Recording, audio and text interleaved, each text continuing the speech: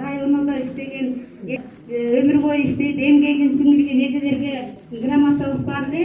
Анан кичине бир аз грамота жөнүндө айтып кетейин. Бир жагында Жайыл атанын сүрөтү, экинчи жагында Темиржан эненин сүрөтү. Бул Темиржан эненин сүрөтү көргөндө ким тааныбашы мүмкүн? Мен кыскача айтып коеюн.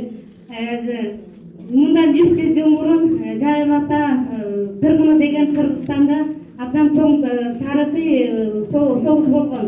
Ушул согушта Темиржан эне жана башка апалар дагы эркекче кийинип, чачын түйүп, Абылай ханга кул болбойлу деп кашып каны төгүлгөнчө ушул кыргыз жерин сактап калган, ушул турган жерибизде.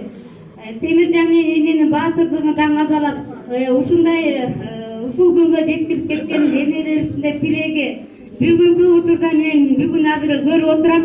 Мурда мектептин директорлору, агайлар болчу эле, азыр болсо бүт бардыгы эле эжелер экен.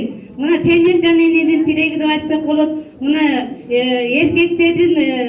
эркектердин жасаган эмгегин дагы биздин энелерибиз, мына эжелерибиз дагы мектепти башкарып, эмгектен жатышса, бар болуңуздар апалар, эмгегиңиздер, бүгүнкү алган сыйлыгыңыздар, медалдарыңыздар кут болсун.